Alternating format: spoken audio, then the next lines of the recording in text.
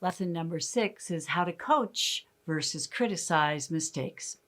What are we supposed to do when something goes wrong?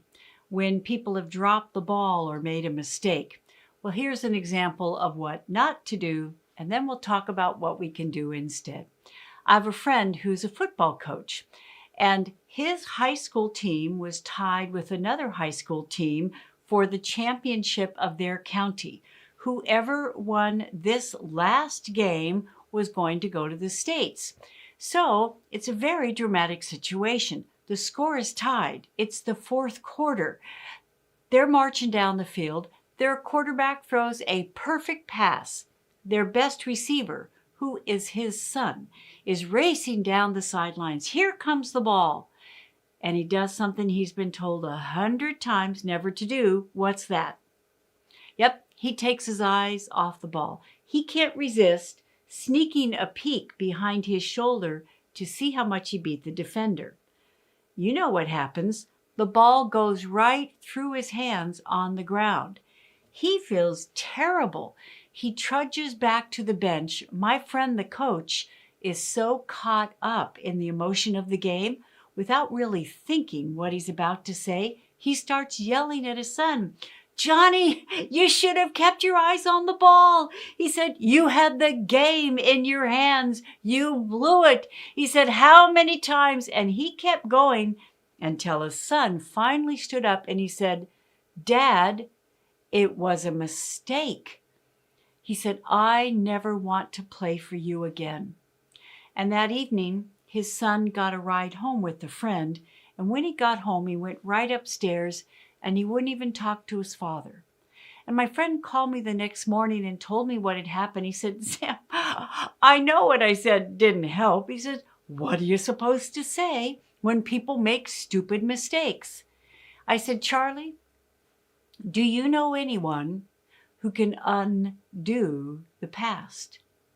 Because if someone makes a mistake, if they literally or figuratively drop the ball, and we tell them what they should have done, they will resent us even if we're right.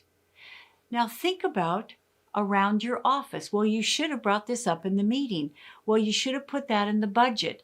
As well, you should have talked to Bob about that. When we tell people what they should have done, it may be true, it's tactless, and they will resent us even if what we're saying is right. Sometimes, especially if what we're saying is right, because they can't undo it. That's why from now on, instead of using that destructive word should, we're going to use the constructive word next time, from now on, or in the future. Because when we talk about how they can get it right next time, instead of what they did wrong this time, now we're being a coach instead of a critic.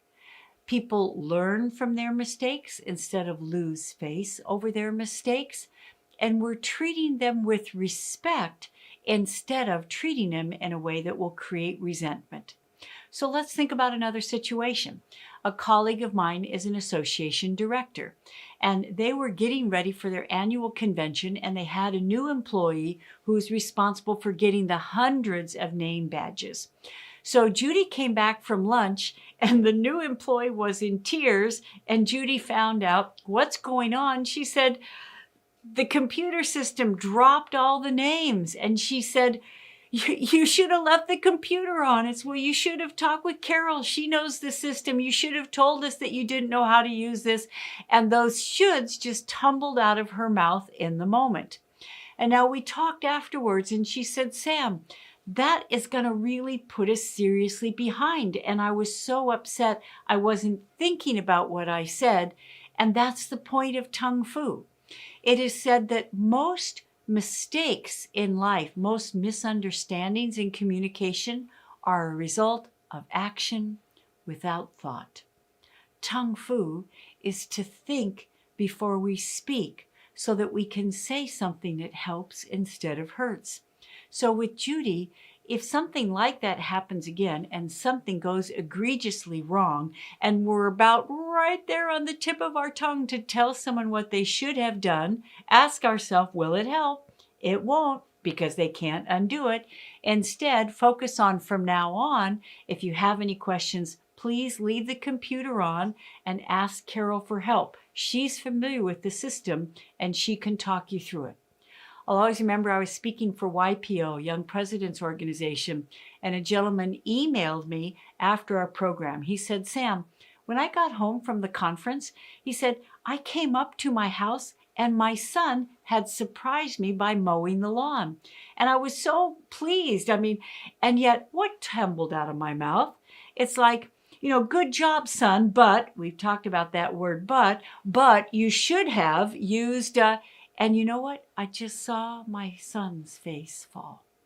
He said, from now on, I'm going to keep these words to use on our refrigerator so I can train myself to about that time I'm going to tell someone what they should have done, instead switch to how we can keep that from happening next time, how we can handle it more effectively in the future, how they can be more responsible from now on. We're being a coach instead of a critic. People learn from their mistakes instead of lose face, and we're retreating people with the respect we all want, need, and deserve. In our next lesson, we're going to talk about how to turn orders into requests, because do you know anyone who likes to be bossed around?